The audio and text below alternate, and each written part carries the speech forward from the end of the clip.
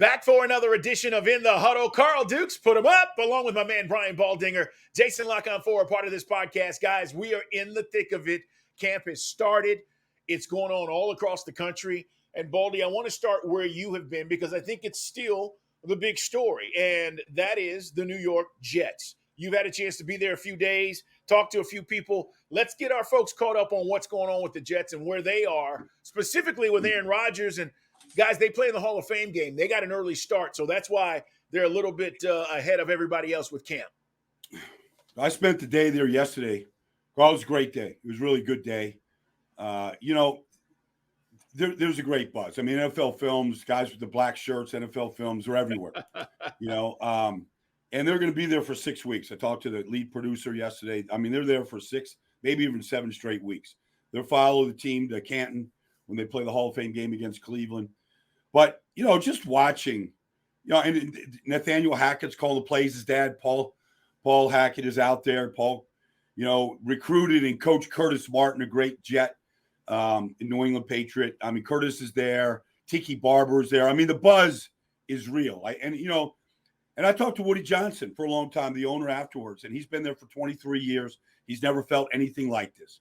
And it's more than just Aaron Rodgers. It's just this is the time. We saw Matt Stafford go to Los Angeles, win a Super Bowl. We saw Tom Brady pack up, go to Tampa, win a Super Bowl. And maybe that's what happens. But when you watch Aaron Rodgers make a couple throws yesterday to Garrett Wilson, it's competitive. There's Sauce Gardner out there and DJ Reed, and there's Quinnen Williams in the middle rushing Aaron Rodgers, and there's this floater that's just going, in stride. One for a touchdown, one on fourth down for a big gain. And you're talking to Joe Douglas, the general manager, and you just go, they haven't seen this. Carl, they haven't seen this in New York. They haven't seen a guy that can make that throw, that can make that call. They just haven't seen it. And so it just gets you like, okay, maybe this can happen. Maybe Aaron Rodgers is the difference, because when you watch the defensive line, Carl, and you see, the draft picks, and you see Quinnen, and you see Carl Lawson, and Jermaine Johnson in his second year, and Will McDonald is a rookie, and you go, they might be 3 deep on the defensive line, and so it's just fun to watch. It's fun to be around. It's only practice. It's early. I'm going to go up there tomorrow. They're having a full padded practice tomorrow. They're going to get after one-on-ones, hitting, tackling. They're going to be 3,000 fans surrounding the place. They said, you better get there early, Baldy. These Jet fans. And, not to mention Peter King and, like the NFL Network. And they're all coming. They're all coming. Like, this is destination maybe number 1 in this league this year. And it's great for the league. It's New York. It's the biggest market.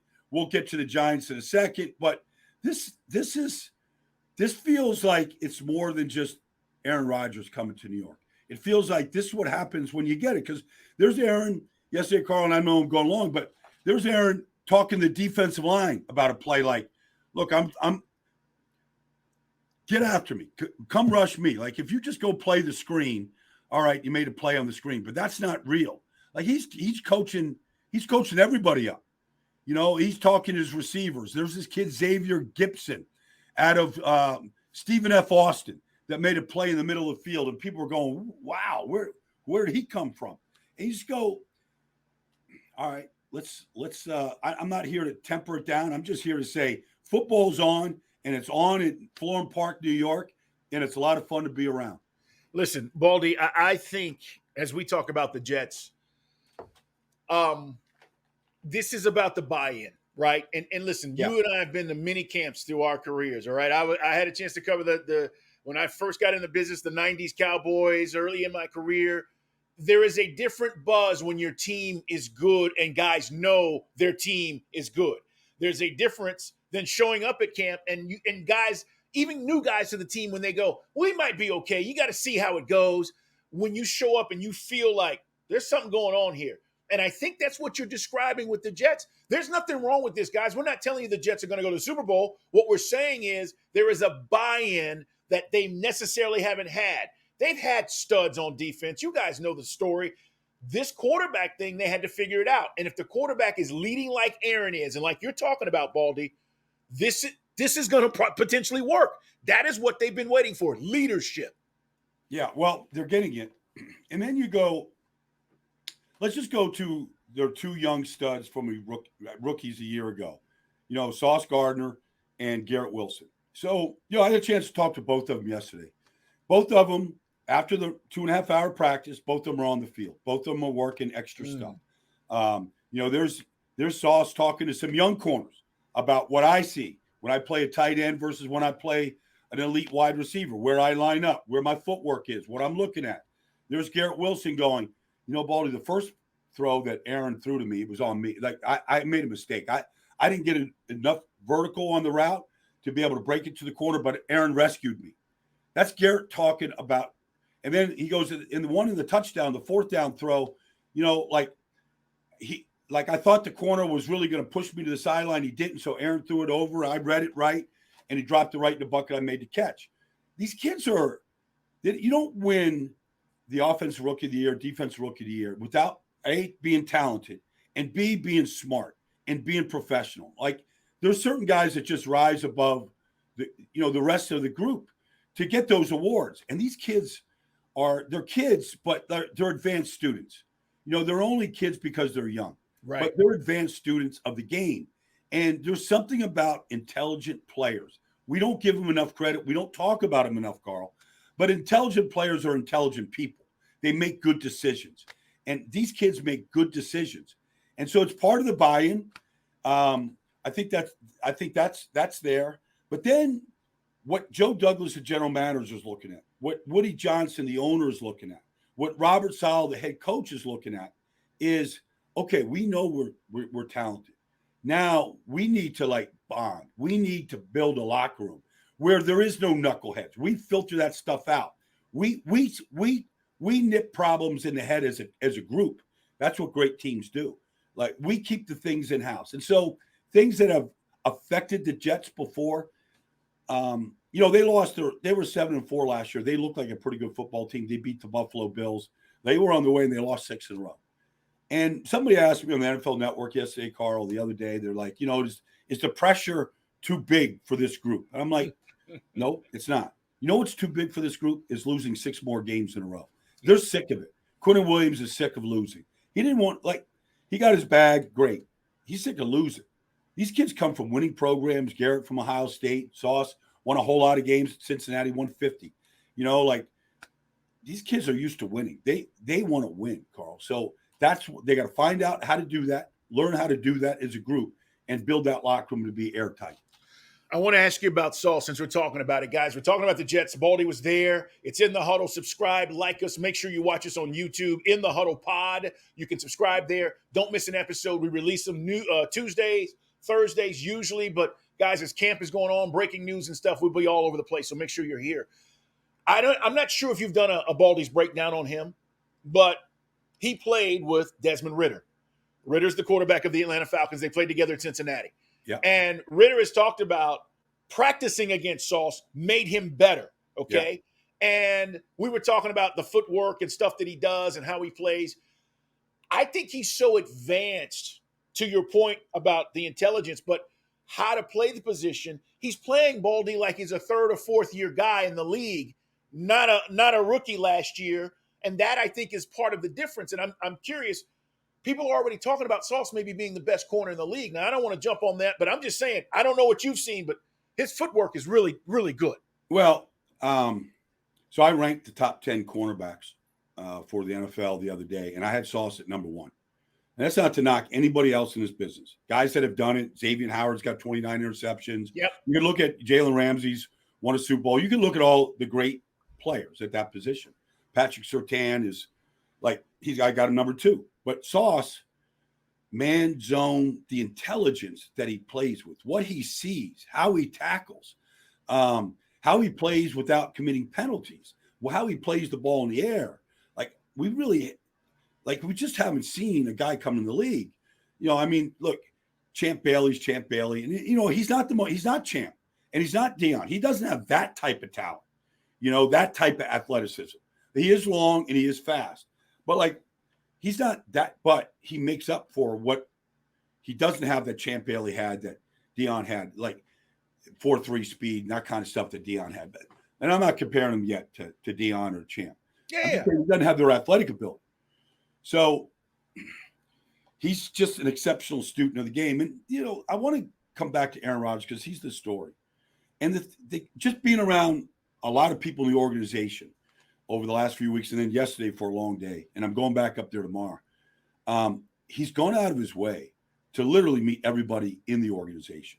Like I'm talking about secretaries, travel, business people, people selling, the suites, the stadiums. Like he's gone out of his way. People on the television side of it and the digital side of things that everybody has now in-house, and he's gone out of his way to introduce himself to everybody. Say hello, like, and not just bonding with his teammates. It's the whole building. And I think people thought, oh, Aaron Rodgers, he's a prima donna. Like, he's the MVP. He doesn't do these kind of things. No, he knows it's important to do these things. And he knows all the things that he has to be responsible for to help turn a losing franchise around, and a franchise that has a lot of bad smell about it, a lot of things that have gone wrong. He's there to like sweep it out and sweep that stuff out and get it out of the building as much as he can. He knows his responsibilities to help do that. Guys, it's In the Huddle. Carl Dukes, Brian Baldinger, Jason Canfora are part of this podcast as well. Here's where we want to take a turn and talk about the other New York team because they've got a lot going on as well. What do you make of the Saquon Barkley situation? I mean, I know there was this running back summit or Zoom that they had where all the top guys got on and talked about the situation with contracts. I think it happened last weekend. But Baldy, at the end of the day, people are saying, why would Saquon do this and not sign one of the deals that was maybe offered to the Giants or by the Giants when it was maybe 12 a year or 13 a year, and he decided to not accept that deal? Now, we don't know the length of those deals. We just know that they allegedly offered that kind of money per year, and yet he settles for basically an $11 million deal. Well, to be honest with you, he ran out of time. I mean, I'm like, July 17th was the date. Signed the extension. Sign the franchise tag, sign an extension. Like, that's it. And so for the Giants to come out, give him a little bit more incentives.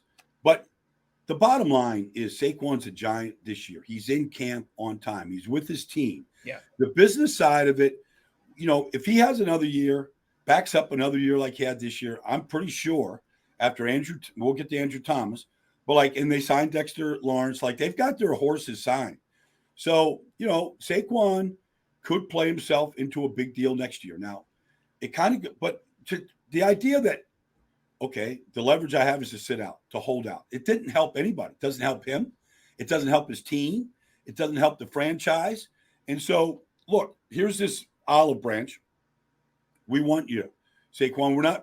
We just don't have the financial, whatever it is. Maybe they do, maybe they don't. But we're just not going to give you this, $30 million guaranteed deal.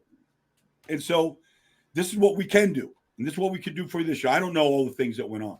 But all I know is I think everybody was shocked when Saquon signed it and is in camp. And so now they don't have to talk about that anymore.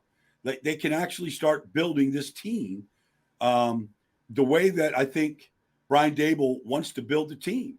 And Joe Shane, the general manager, wants to build it. And so the bottom line is they don't have a disgruntled player. They don't have a guy holding out. They've got their team in place. Let's go build it. Let's go get back to the playoffs and let's make a move in the playoffs. Well, and Baldy, I think this is no disrespect to Saquon, but you went up front and think about what they did this offseason. They signed their quarterback, okay, paid him long-term, 4 years, $160 million to Daniel Jones. They paid their defensive tackle and Dexter Lawrence, 4 years, right? And then they turn around and they pay Andrew Thomas, their left tackle. The cornerstones of your franchise, D-line, O-line, quarterback. I love Saquon, but this is how you win, Giants fans. And I know a lot of people are like, what are they doing? They're screwing this up. You're right about him being in camp. He is going to participate. He's on time. He will do his job.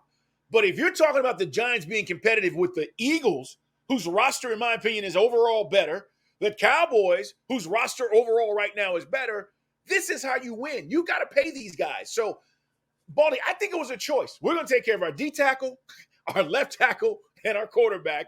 We're going to take care of Saquon in the way that we can, but we got to do this. Well, I mean, look, if you just look at the teams that they're competing with in the NFC East, the Eagles aren't paying top dollar to a running back. They've got a committee of them. They've got a whole bunch of them there. They all can play. DeAndre Swift, Rashad Penny. You go through Boston Scott. You go through the whole list of them. The Cowboys decided not to do it, but they're paying a lot of other people. They just paid Trayvon Diggs. Quarterback got paid. CeeDee Lamb's going to probably get his bag. So that it's just kind of the way teams get structured right now. But Saquon, look, that maybe that's just a going rate right now. Maybe it's just dropped at the elite running backs. We'll see what Nick Chubb gets. I'm sure he's going to get a pretty big chunk. But the Giants really added to the wide receiver and the tight end room. When they went out and they got themselves Paris Campbell and Darren Waller and the guys they got, they're telling everybody that we're not going to rely on Daniel Jones and Saquon Barkley to run for 2,000 plus yards like they did last year. We're going to throw it a lot more like we did in Buffalo when Josh Allen was the star of the team and Stephon Diggs was our biggest, star outside of Josh. Like they're going to throw the ball a lot more. And they know that that's the way to score more points. And hopefully the defense, with what they have right now, will take it away a little bit more and give extra bats to that offense. But they had to do what they had to do to win last year, and they did it. That's what good coaching is. But I think it'll look a little bit different this year. All right, Baldy. Speaking of getting bags, as we go around the league, guys, just lots of news coming in as camp gets underway. Teams trying to take care of their own, make sure they get all this contract stuff out of the way so they can focus on the season, and the Chargers have done that. Justin Herbert, 5 years, $262 million. All right, 262.5 actually. He signed through 2029, and this deal is fully guaranteed for $133 million. But when you look at the per year average, all of a sudden now you're talking about Hurts, Lamar, and Herbert. So people have hit me up yesterday when this news broke, Baldy, late. There were guys going, Herbert, he's not even won a playoff game. And I'm like, that's not what it's about. When you have one of these franchise guys and you feel like he can get you over the top, it's not his fault they blew the game in Jacksonville last year. They had a big old lead and then they blew it. But my point is, Baldy, he's a franchise guy, and the kid's 25 years old. So you lock him up, you pay him accordingly, and you keep it moving. And now I think the Chargers, if everybody is healthy on that offense, Baldy, that's a dangerous offense they've got. Well, look, here's what everybody's searching for. They're all searching for their franchise quarterback. And if you don't get it right, you got to figure it out. You got to overpay or go back in the well, go back to the draft to try to find it. So once you get it, all you do is you just build around it, and you never stop building. They have drafted offensive linemen in the first round, 2 out of 3 years. They were throwing the ball last year to a kid on the special teams called up from the practice squad named Mike Gandy. Keenan was hurt. Mike Williams was hurt. Like they've got to run the ball better. Here's Kellen Moore. Where did he come from? Dallas. What did they do? They ran the ball really well. Like they got to figure out how to run it. But the quarterback is real. And all you have to do, I said this the other day, just sometimes, Carl, you got to go to a game. You just got to watch these guys warm up and just watch them throw. You go, that's what talent looks like. When Justin Herbert rips off 100 passes in pregame warm-ups, you go, that's what talent looks like. Yeah. 6'6", the ball spins like it's coming through an air tunnel, and he's tough. He had fractured ribs in the second game last year. He played through it. Like, he's just what you're looking for. Like, that's the least of the problems with the Chargers. They paid the guy. And look, when Joe Burrow is up and they get his deal done, he'll be more than Herbert. He'll be more than Lamar. That's just how business is done in the NFL. It's always been that way. The next guy at that position gets a little bit more. So they took care of him because you have to.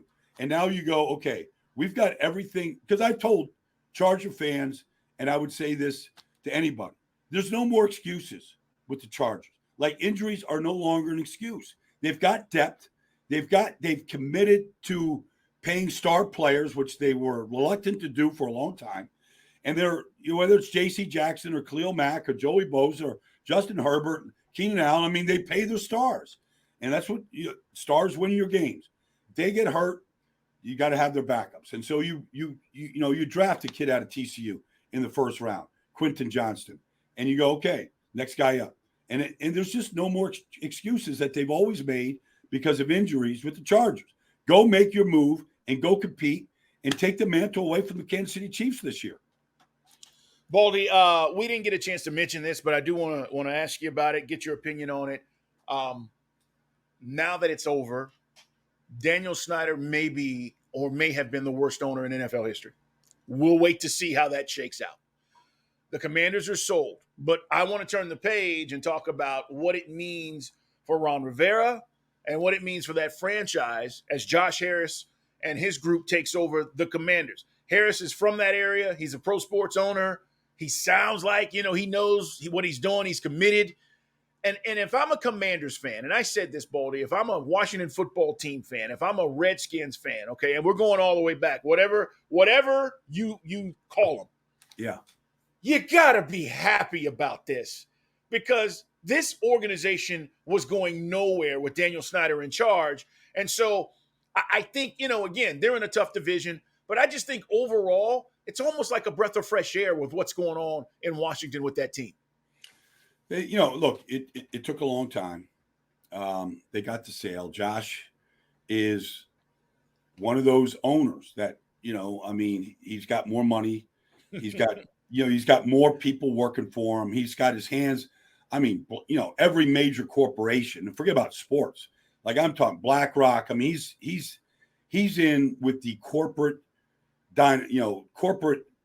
elite of this entire world, not just the United States. He's a corporate owner. So he's got Magic Johnson involved. He's doing it. He'll do the right things. Look, I've been around Philadelphia a long time. He owns the Sixers. I've seen him clean house, change coaches, you name it. They just he'll allow those executive decisions to be made by the people running the team, but it'll all go through him. And so he's built organizations that are just elite.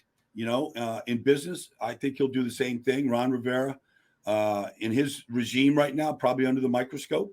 But, the stench around the team, where they may even change the name from the Commanders. They're going to build a new stadium. Yep. Everything will be pressure washed away that, just wasn't good for that organization. That, you think about Joe Gibbs and what they did in the 80s, early 90s. And just what football means to people in that town, they need to get back to it. And so I think all those things, the stadium, maybe the name, I think, who knows about Ron, his success this year will probably determine his future, but this thing is going to feel different, for the foreseeable future. Baldy, Chris Jones wants Aaron Donald money. And he's not at camp. I don't know if he's going to get $30 million a year. But I want your opinions on Chris Jones as we talk about guys. There's this thing, by the way, sports fans, called holding in and holding out, okay? And with the new CBA, guys are trying to get to camp and say, hey, I'm not going to participate, but I'm here so I don't get fined, as Marshawn Lynch used to say, right? I'm here so I don't get fined. Holding out used to be the thing. I'm not showing up. I don't care about this until you guys pay me my money. Now these guys are getting fined $50,000 a day, and you're not getting it back. So here is Chris Jones saying, I want Aaron Donald money. And listen, the Chiefs are good. We know what he means to them. But everybody has one of these situations, it seems like, Baldy, that they're trying to deal with around the league. What's going to happen with Chris Jones? What's the deal? Well, he's got one more year left on his deal. So he's under contract, so they can fine him. It's not like, somebody who's not under contract, franchise tag, you couldn't find Saquon or Dalvin Cook, these guys, right? Josh Jacobs, you couldn't find him, not under contract. So Chris Jones was the most dominant defensive tackle in all of football last year. You might say the most dominant defensive lineman. I don't know that they won a Super Bowl without him. I don't know if they beat Cincinnati championship game without his performance that day. He's just that good. Now, you have to this will be his third contract if he gets it. You have to strike when the iron's hot, Carl. Yeah. You just do. You strike when the iron's hot. nobody knows if he's going to have as dominant a year as he had last year, and you win a Super Bowl. They won 2 Super Bowls with him as the centerpiece to the whole defense. Like, they're not going to win a Super Bowl, I don't believe, without him in the lineup. They don't have anybody that can do what he does. They'll have a good team. They're not going to, he changes the game. And here's the thing. I told this to Joe Douglas yesterday, talking about his defensive line, the general manager of the Eagles. Like, there's 5 or 6 plays in a game that great players, Von Miller, Aaron Donald, some of the great defensive players make. There's 5 or 6 plays that will always change the course of big games. You just don't know what 5 or 6 plays that is, Carl. And so your motor's got to run hot. That's what Chris Jones does. His motor runs hot. He's not sure if it's the first quarter or fourth quarter or overtime, but he's going to make a play that's going to help you win the game. He did in the postseason. Like I said, AFC Championship game. I don't know that Chiefs win 23-20 without Chris Jones. So he's striking when the iron's hot. The Chiefs have been able to get these deals done. They just have. They've been able to pace, obviously, the quarterback, and they've been able to get other things done.